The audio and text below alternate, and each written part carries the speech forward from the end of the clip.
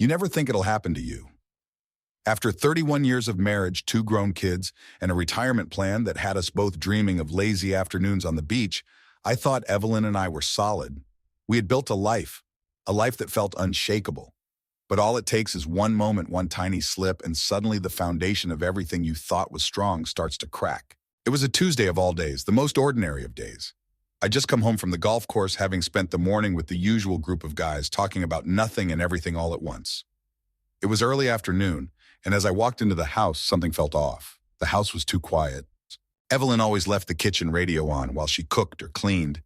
And even though she wasn't working much anymore, she was still meticulous about keeping herself busy. But that day, the kitchen was silent. The whole house was. I called out her name, expecting to hear her soft voice answer back, but there was nothing. I walked through the living room, into the kitchen, and finally toward the bedroom, when I noticed her phone sitting on the dining table. That in itself wasn't unusual. Evelyn wasn't one to obsess over her phone like the younger crowd, but it was the screen, glowing faintly, that caught my eye. A message. I shouldn't have looked. Every part of me told me to just leave it alone, to respect her privacy. But curiosity is a dangerous thing, especially when it's combined with a nagging feeling you can't quite explain. So I walked over to the phone and glanced at the screen. It was a text from someone named James. Missing you already. Can't wait until we can get some more time together. Xoxo.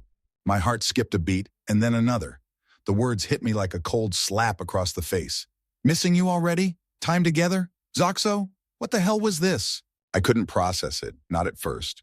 I picked up the phone, reading the message again and then again, as if the words might somehow change if I looked at them enough. But they didn't. They stayed the same, the meaning sinking deeper into my gut with every passing second. Who was James, and why was he talking to my wife like this? My mind raced, searching for an explanation that made sense. Maybe it was a friend from her volunteer work. Maybe it was some kind of misunderstanding, a joke. But no matter how hard I tried to spin it, those words, missing you already, kept echoing in my head. There was no innocent explanation for that. I put the phone back down and walked to the window, staring out into the backyard. The garden, the one we'd planted together years ago, was still thriving, still full of life. But suddenly it felt distant, like everything else in my life had just been pulled out from under me. I had to know the truth. My hands were trembling as I unlocked her phone. It wasn't hard. After all these years, we both knew each other's passcodes. We'd never had a reason to hide anything from each other before. But now, as I scrolled through her messages, it felt like I was peeling back layers of something I didn't want to see. The messages with James went back weeks, maybe months. I couldn't be sure. Some were short, just check-ins about when they'd see each other again. Others were longer, more intimate, conversations that made my stomach churn. Last night was amazing. You make me feel alive again. I can't stop thinking about you. I hate that we have to hide. Each message hit me harder than the last. My hands gripped the phone so tightly I thought it might snap in two. I felt like I was suffocating, the air around me growing thicker with every revelation. Evelyn, my Evelyn, was having an affair. The door clicked open behind me, and I spun around to see her standing in the doorway, grocery bags in her hands. Her face froze when she saw the look on mine, her eyes flicking to the phone still in my hands. "Phil," she whispered, her voice barely audible, "what are you doing?" I couldn't speak.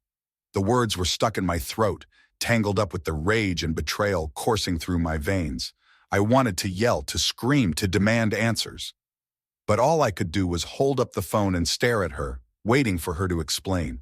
Her face went pale as she put the bags down, her hands trembling. "It's not what you think," she stammered, taking a step toward me. "Let me explain." "Not what I think," I finally managed to say, my voice low and shaking. "Then what the hell is it, Evelyn? Because it looks like you've been sneaking around behind my back with someone named James." She opened her mouth, but no words came out. Instead, she stood there staring at me, her eyes filling with tears. The silence between us stretched on, thick and suffocating. "I trusted you," I whispered, the weight of it all crashing down on me. "After everything we've been through, I trusted you. And this is what you do?" "Phil, please," she said, her voice breaking. "It's not like that. I never wanted to hurt you." "Then why?" I demanded, my anger finally spilling over. "Why would you do this? Why, after everything we've built together, would you throw it all away for some affair?" She took a deep breath, wiping at the tears on her face. "It wasn't supposed to happen. I didn't plan for this. but I felt so alone, Phil. For years, I felt like we were just existing, like we were living in the same house, but not really living together. And then I met James James, I spat, the name burning like acid on my tongue. Who the hell is he, Evelyn? What does he have that I don't? Her eyes dropped to the floor, and she hesitated before answering. He's just someone I met, someone who listened, someone who made me feel seen again. I felt like I'd been punched in the gut, the betrayal, the lies, the years of trust crumbling in an instant. My head spun, and I didn't know whether to scream or collapse from the weight of it all. I can't do this right now, I muttered, my voice barely holding together. I dropped the phone on the table and turned toward the door. Phil, wait, please, let's talk about this, she pleaded, her voice desperate. But I couldn't stay, not in that moment. I needed to get out of the house, to clear my head, to figure out what the hell had just happened to the life I thought I knew. I walked out the door without another word, leaving her standing there in the house that had once been ours. And as I drove away, all I could think was, how did I miss this? How did I not see it coming? I drove for hours, not knowing where I was going, just needing to put distance between myself and the house that suddenly felt like a cage. My thoughts raced, images of Evelyn with this James flashing through my mind. How long had this been going on? How many times had I sat across from her at the dinner table, completely unaware? I gripped the steering wheel tighter, my knuckles turning white. Eventually, I ended up at the edge of town, parked by the old pier where we used to bring the kids when they were little. It was quiet now, the sun beginning to set over the water, casting everything in a warm, golden glow. Normally, this place brought me peace. But today, it only reminded me of everything I had lost. I sat there for a long time, staring out at the water, my mind replaying the last few hours like a broken record. The texts, the lies, her face when she walked through the door. How had we gotten here?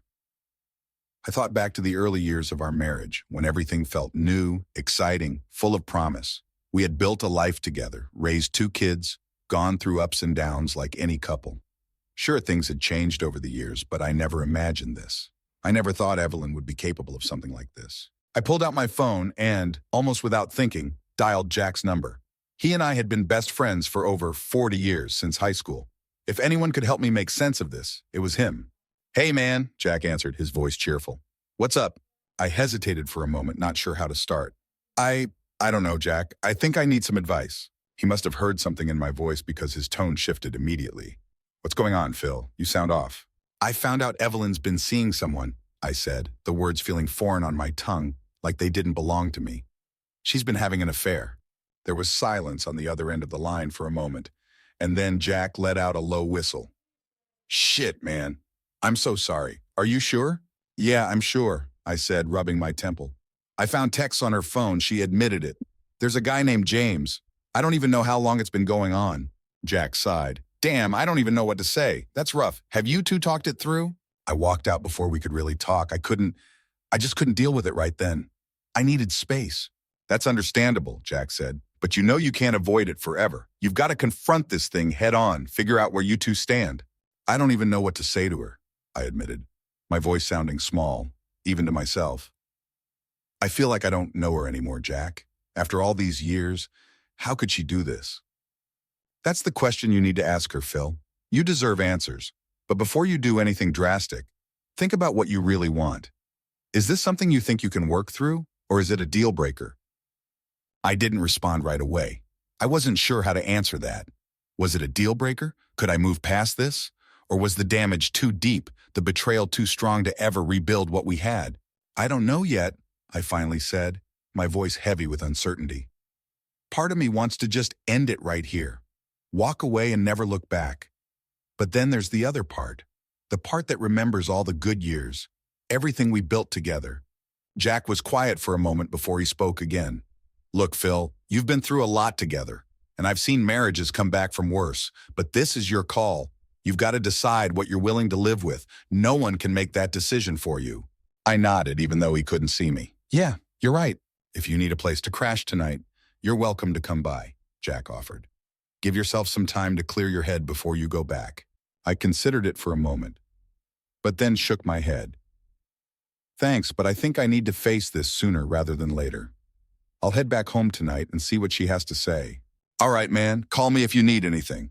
And remember, whatever happens, you've got people who have your back. I appreciate it, Jack, I said, feeling a small sense of relief. I'll keep you posted. After I hung up, I sat there for a few more minutes, watching the last sliver of sun dip below the horizon. My thoughts felt a little clearer now, but the pain was still raw, like an open wound that wouldn't stop bleeding. I knew I had to go back. I had to hear what Evelyn had to say, even if part of me was dreading the conversation. I drove back to the house, my heart pounding the entire way. When I pulled into the driveway, I noticed that the lights were still on inside. She was waiting for me. I took a deep breath, steeling myself for what was about to come. This wasn't going to be easy, but Jack was right. I couldn't avoid this forever. When I walked through the front door, Evelyn was sitting at the kitchen table, her hands clasped tightly together. She looked up when she heard me come in, her eyes filled with a mix of guilt and fear. "Phil," she said softly, standing up. "I'm so sorry. I didn't want you to find out like this." "Then how were you planning on telling me?" I asked, my voice cold, though I was struggling to keep my emotions in check. "Were you just going to keep sneaking around until I figured it out? Or was this just a fling you were going to sweep under the rug?" Evelyn shook her head, tears brimming in her eyes. "I didn't mean for any of this to happen. I never wanted to hurt you." "Then why?" I demanded, the anger rising in my chest again. "Why did you do it, Evelyn? What was missing? What did he give you that I didn't?" She looked down at the floor, her voice barely a whisper. "It wasn't about him, Phil. It was about me. I felt lost for so long, like I was just going through the motions. After the kids left, I didn't know who I was anymore. And then James came along and he paid attention.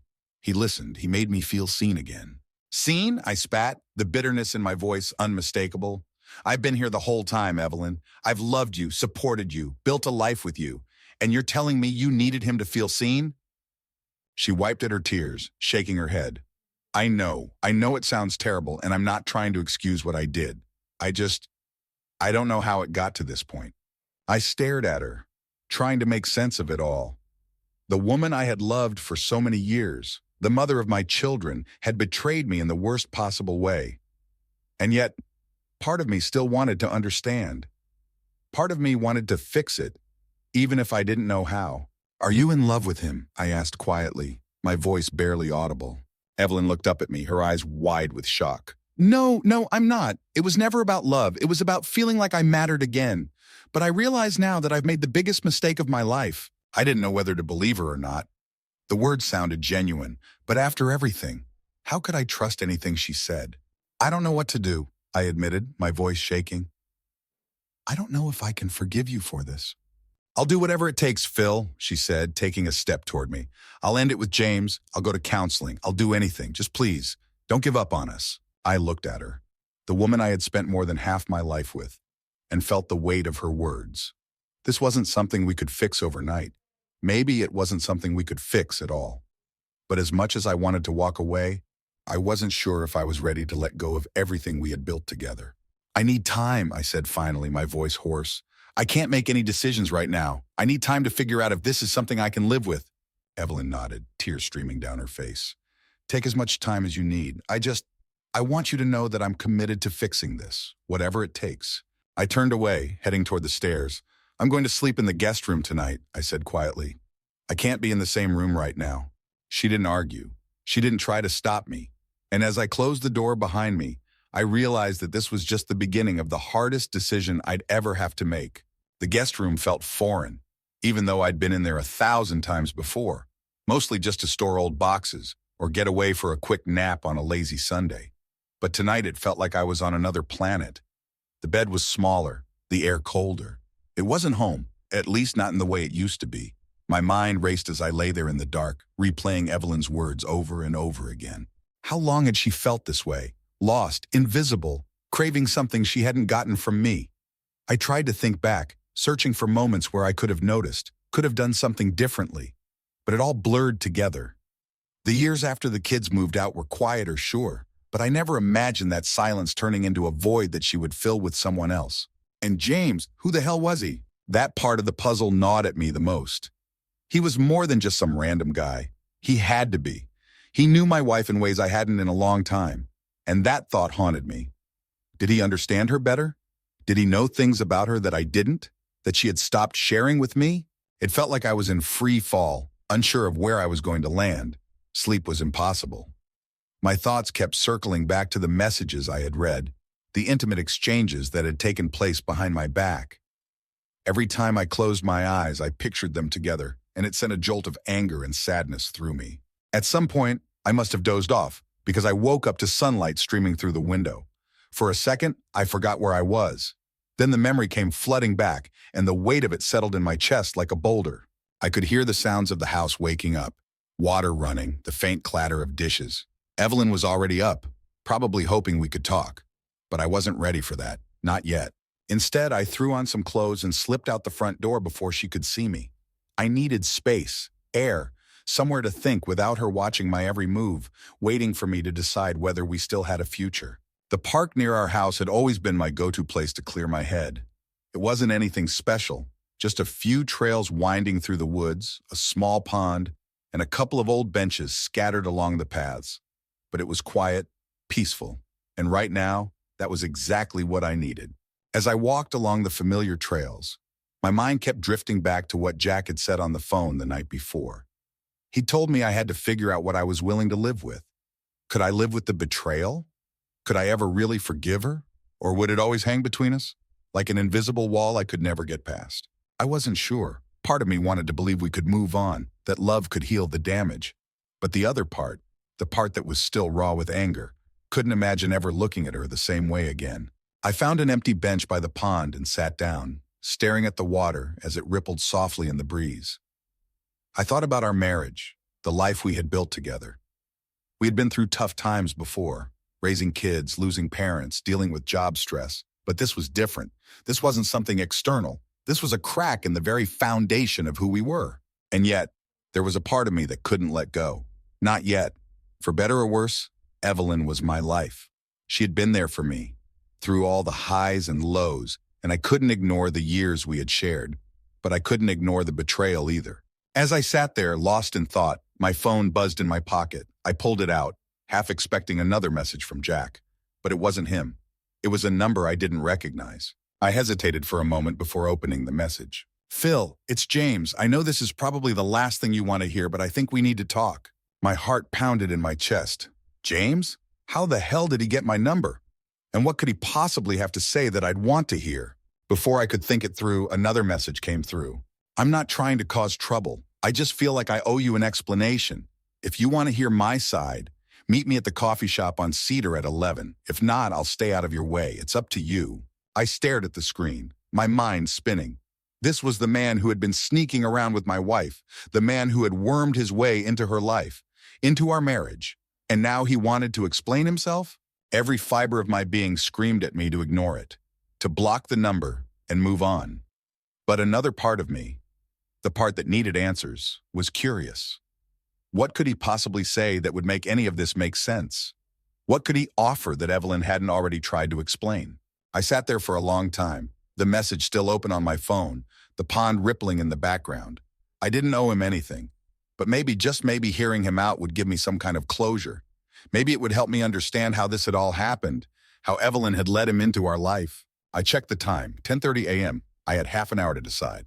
The coffee shop on Cedar wasn't far. I could be there in 10 minutes, but should I? I stood up, pocketing my phone, and began walking back toward my car.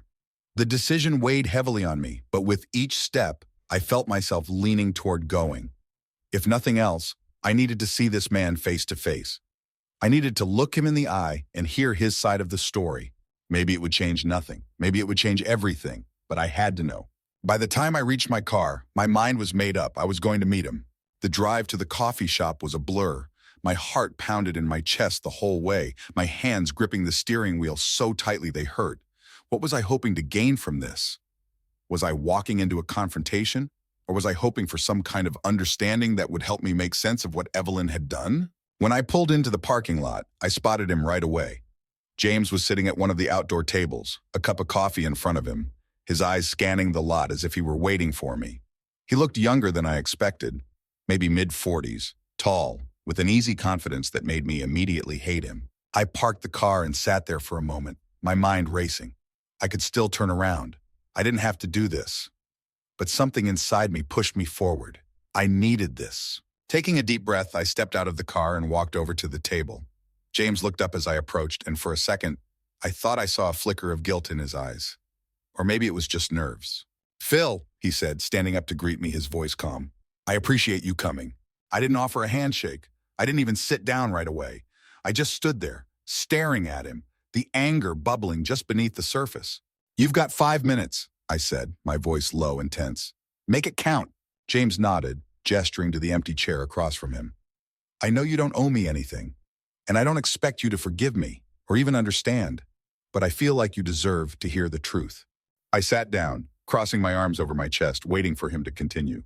"I never meant for this to happen," he said, his eyes sincere. "I know that sounds like a cop-out, but it's the truth. When I met Evelyn, I had no idea things would go this far. We started talking, and it just grew from there. But I never wanted to hurt you. I didn't even know who you were at first." I clenched my jaw, biting back the urge to yell, "You knew she was married!" "I did," James admitted, his voice soft. "And that's where I screwed up. I should have stopped it before it went too far, but I didn't. And for that, I'm sorry. I know that doesn't change anything, but it's the truth." I stared at him, my mind racing. His words didn't offer much comfort, but I could see that he wasn't lying. He genuinely seemed regretful, even if that didn't make what he had done any easier to forgive. "What do you want from me?" I asked, my voice tight. "I don't want anything," he said, shaking his head. "I'm done, Phil. I ended it with Evelyn the moment you found out. I just wanted you to know that I wasn't trying to tear your marriage apart. I wasn't trying to replace you.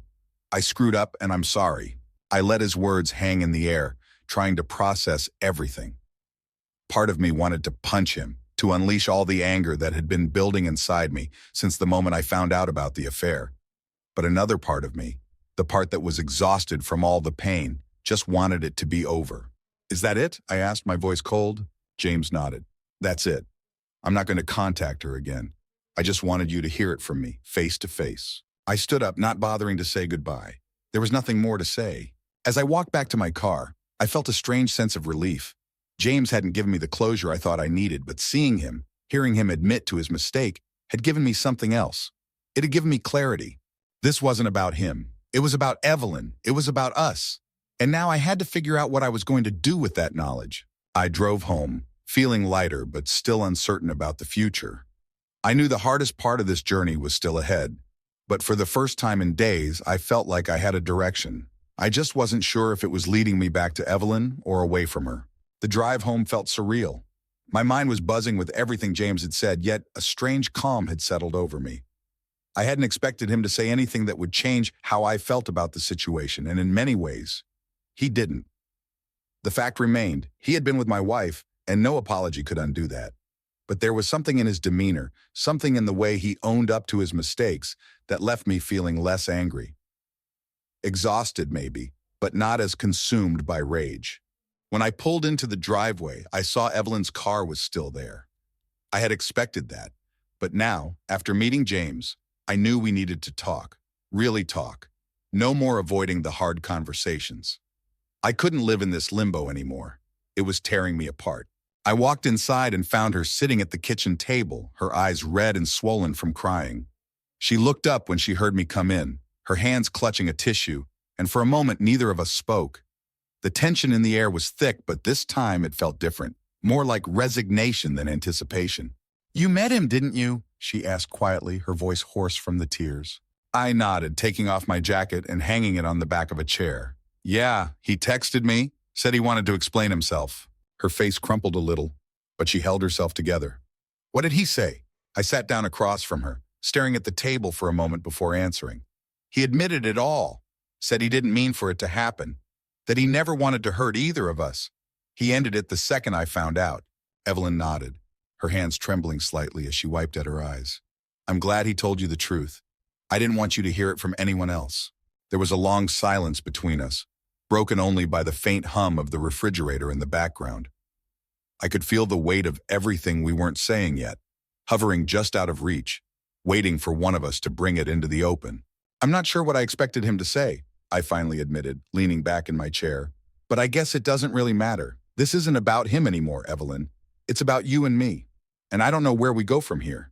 She looked down at her hands, twisting the tissue between her fingers. "I don't know either," she whispered. "I'm so sorry, Phil. I can't say it enough. I know I've hurt you in a way that can't just be fixed with an apology, but I need you to understand that it wasn't about replacing you or about loving someone else. I was lost, and I handled it the worst way possible. I stared at her, searching her face for any sign of deception, but all I saw was regret. Deep, genuine regret. And that made it even harder to figure out how I felt. If she had been indifferent or defiant, it might have been easier to walk away. But her remorse made me second-guess everything.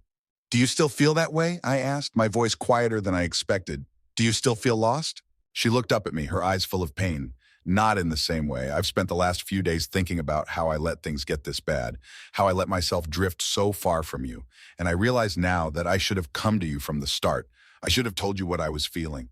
But instead, I kept it inside and convinced myself that it was just something I had to deal with on my own.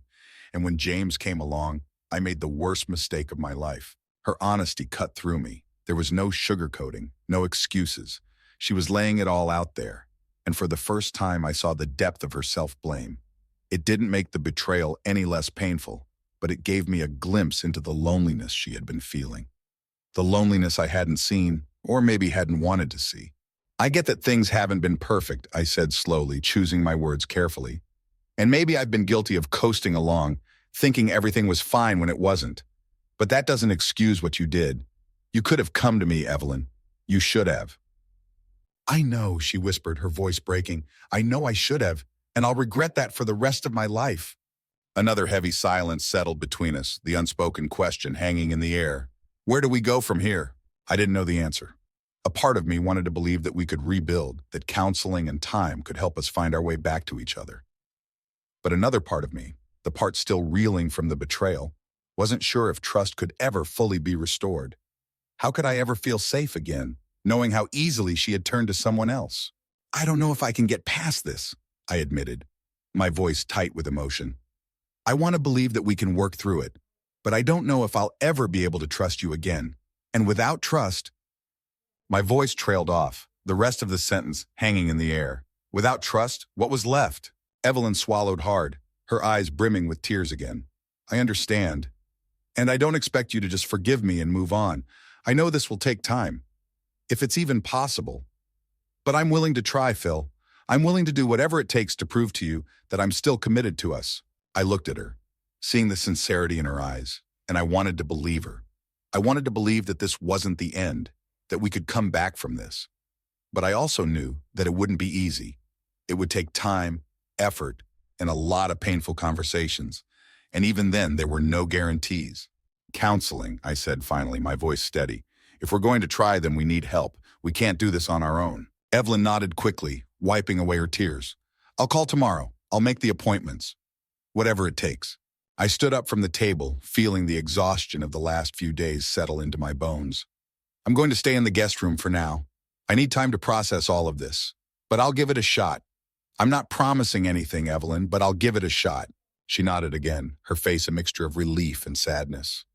"Thank you, Phil. Thank you for giving me a chance." I turned and walked toward the stairs, the weight of the decision still pressing down on me.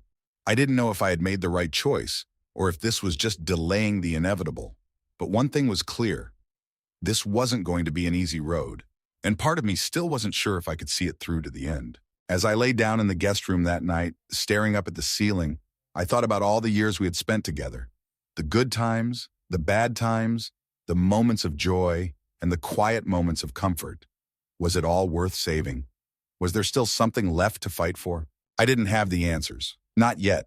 But I knew that the next few weeks would be crucial. Either we would find a way to rebuild, or we would have to face the painful truth that our marriage was beyond repair. For now, I was willing to take the first step, but the path ahead felt more uncertain than ever. The days that followed felt like we were living in a strange limbo, caught between the past and the future, uncertain which way things would tip. Evelyn kept her word about scheduling counseling, and our first appointment was set for the following week. But the weight of everything that had happened still hung heavy in the air.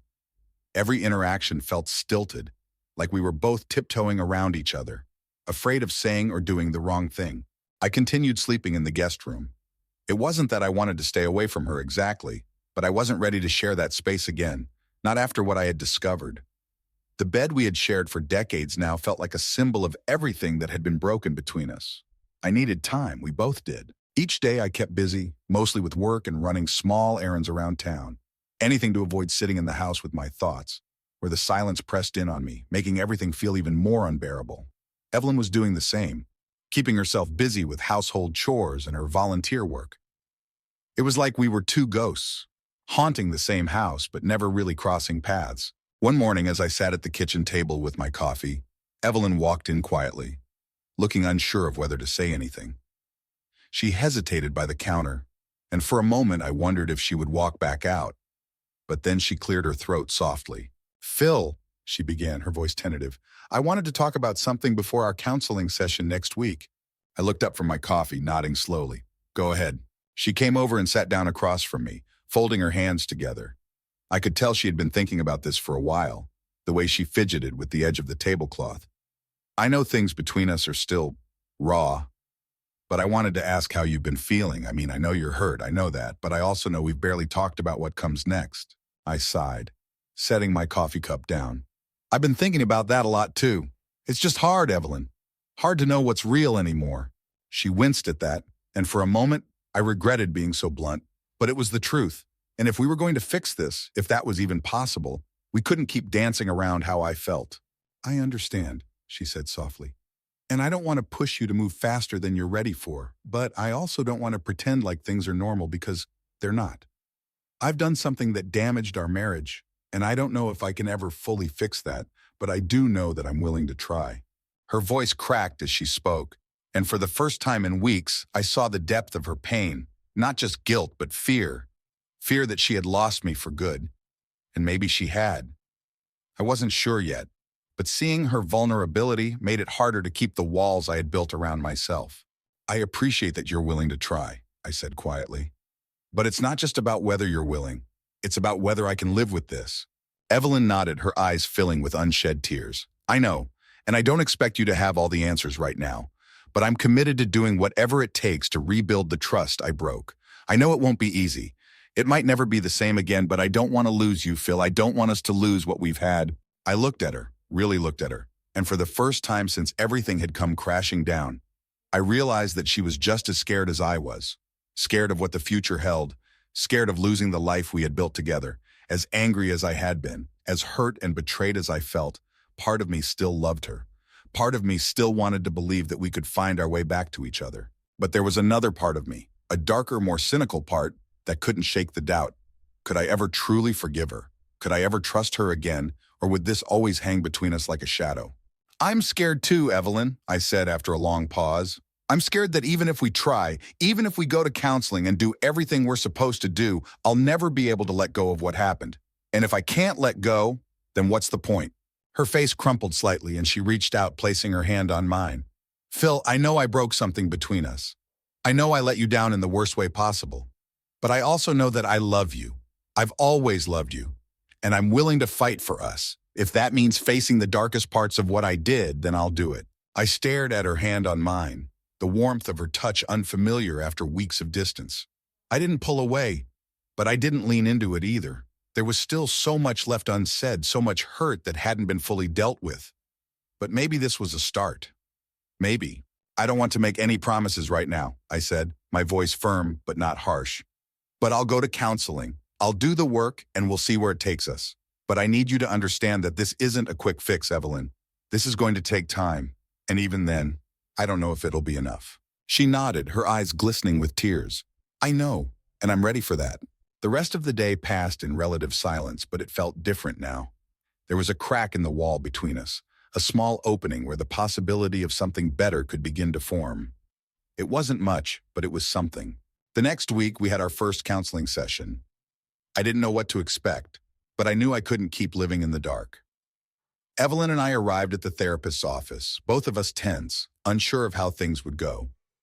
The therapist, a woman named Dr. Monroe, greeted us warmly and invited us into her office, a cozy space filled with soft lighting and comfortable chairs. After some introductions, Dr. Monroe asked us to share why we were there, what had brought us to this point. Evelyn was the first to speak. She didn't shy away from the truth. She admitted to the affair, to feeling lost and disconnected in our marriage, and to making the worst decision of her life by seeking comfort in someone else. Her voice was steady, but I could hear the guilt beneath her words, the regret that had been eating away at her since I found out. When it was my turn to speak, I was more hesitant. I didn't know how to put everything I was feeling into words. The betrayal, the anger, the doubt, all of it swirled inside me like a storm I couldn't control. I feel like I don't know who she is anymore, I finally said, my voice cracking. We've been married for so long, and I thought we were solid, but now I feel like I've been living with a stranger. Dr. Monroe nodded, her expression thoughtful. That's a completely understandable reaction, Phil. When trust is broken, it can feel like the person you thought you knew has changed. But part of this process is about rediscovering each other, both the good and the bad. She turned to Evelyn. Evelyn, how have you felt since Phil found out about the affair? Evelyn took a deep breath, her hands gripping the armrests of her chair. I've felt devastated, not just for what I did, but for what I've put him through. I don't know if he'll ever forgive me, and I wouldn't blame him if he didn't. But I want to do whatever I can to rebuild that trust. The session went on, and for the first time we began to peel back the layers of what had gone wrong in our marriage. Not just the affair, but the years of unspoken resentment, the ways we had both failed to communicate our needs. It was painful, but it was also a relief to finally start talking about everything that had been festering beneath the surface. By the time we left, I felt emotionally drained, but also strangely hopeful. The road ahead was long, and I still didn't know if we would make it. But for the first time, I felt like we were at least moving in the right direction. That night, as I lay in the guest room once again, I thought about everything we had discussed in counseling. The pain, the anger, the possibility of rebuilding something new. I didn't know what the future held for us, but I was willing to keep trying. For now, that was enough. The next few weeks were a blur of counseling sessions, long, uncomfortable talks at home, and moments of painful reflection. It felt like we were trying to rebuild a house that had been completely demolished, starting from scratch with nothing but the broken pieces scattered around us. Some days I felt like we were making progress, like maybe, just maybe, we could get through this. Other days, the weight of the betrayal would crash over me like a wave, dragging me back down into the doubt and anger that I couldn't shake. Evelyn was doing her best to prove that she was committed to fixing things. She had blocked James on everything, her phone, social media, even email, and made a point to be transparent about where she was and what she was doing. It was a small step, but it was something. She was more open with me than she had been in years, asking how I was feeling, checking in with me emotionally. It was like she was trying to rebuild the connection we had lost, brick by brick. But the trust, that was the hardest part. Every time her phone buzzed or she left the house without me, I felt a pang of suspicion. I hated feeling like that. I hated the man it turned me into. I didn't want to be the guy who questioned everything his wife did, but after what had happened, how could I not? That doubt gnawed at me, constantly reminding me that no matter how hard we tried, things might never go back to the way they were. One evening, about a month into counseling, we sat together in the living room. The air between us was more comfortable than it had been in weeks. The tension had eased slightly, though the unspoken weight of the past still lingered. I was flipping through the channels, trying to find something mindless to watch, while Evelyn sat next to me, a book in her hands. It felt almost normal, almost. I've been thinking, Evelyn said suddenly, breaking the silence. She set her book down and turned to face me, her expression thoughtful. I muted the TV, turning my attention to her. About what? About the kids, she said softly. About whether or not we should tell them what's going on. Her words hit me like a punch to the gut. We hadn't told our kids, Ben and Sarah, about the affair. They were both grown and out of the house, living their own lives, and so far, we had managed to keep the mess between us. But it was a question that had been looming in the back of my mind for weeks. Should we tell them? Did they deserve to know? Or was this something we could keep between us? I don't know, I admitted, running a hand through my hair. I've thought about it, but I don't want to drag them into this if we don't have to. They've got their own lives, and I don't want them to think everything is falling apart. Evelyn nodded, her eyes downcast. I understand. I hate keeping secrets from them. They know something's up. Sarah called me last week and asked why we haven't been to visit. I didn't know what to say. She was right. Our kids were smart, and they knew us well. They had probably sensed that something was off, even from a distance. But I couldn't shake the feeling that telling them would only make things worse. Like bringing more people into this mess would make it harder to clean up. I don't think we should tell them, I said after a long pause. At least not yet. Let's see how things go in counseling. If we can work through this, maybe we can avoid dragging them into it. Evelyn looked relieved, but there was still a flicker of doubt in her eyes. Okay, I trust your judgment. I hate lying to them. We're not lying, I said gently. We're just not telling them everything right now. They don't need to carry this burden. This is between us. She nodded, but I could tell the conversation weighed heavily on her. We sat in silence for a while, the TV still muted, neither of us sure what to say next. It was a strange feeling, knowing that we were keeping such a huge secret from the people we loved most, but I couldn't bring myself to tear down the image of our family that our kids had in their heads. That night, as I lay in bed, still in the guest room, though the space felt less foreign now, I thought about what would happen if we told Ben and Sarah. Would they hate their mother? Would they be disappointed in both of us? I didn't know, and the thought of them looking at us differently, of seeing our marriage as flawed and broken, made me feel sick. The next few weeks went by in a similar rhythm. Counseling sessions continued, slowly peeling back more layers of our marriage, forcing us to confront issues we had buried for years. Evelyn and I had more open, honest conversations than we had in a long time, and though it didn't erase what had happened, it helped me understand how we had ended up here. I learned that it wasn't just about James, not really. The affair had been a symptom of a much deeper problem, one we had both contributed to without realizing it. We had stopped communicating, stopped putting effort into our relationship, and slowly, over time, we had drifted apart. The affair was Evelyn's way of filling the void, but the truth was, we had both let the distance grow.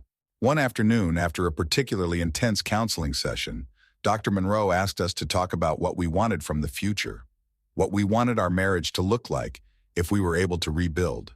I want to feel connected again, Evelyn said, her voice steady but full of emotion. I want to feel like we're partners, like we're really in this together. I don't want to feel like I'm alone in the same house with you anymore. Her words hit me hard. I hadn't realized how much she had felt alone, how much I had taken our connection for granted. It was easy to coast along, assuming everything was fine. But the truth was, I had been just as guilty of letting things fall apart. I want that too, I said quietly. I want to feel like we're a team again. But I also need to know that I can trust you, that this won't happen again. Evelyn nodded, tears welling up in her eyes. I know. I'll spend the rest of my life proving to you that I can be trusted again if that's what it takes. I never want to hurt you like this again, Phil. I love you, and I want us to find our way back. The rest of the session focused on what rebuilding trust looked like, what steps we could take to reconnect, to find a new way forward. Dr. Monroe reminded us that it wouldn't be easy, and that setbacks were part of the process. But she also said that if we were both committed, there was a path to healing, even if it was a long one. That evening back at home, Evelyn and I sat together on the porch, the quiet of the evening wrapping around us. For the first time in months, I felt a sense of peace, even if it was fragile. The path ahead was still uncertain, but we were both walking it, step by step, together. I'm proud of us, Evelyn said softly, breaking the silence, for trying, for not giving up. I nodded, my heart heavy but hopeful. Yeah, me too. There was still so much work to do, still so much pain to navigate. But for the first time, I felt like maybe we could do it. Maybe after all the hurt, all the doubt, we could find a way back to each other.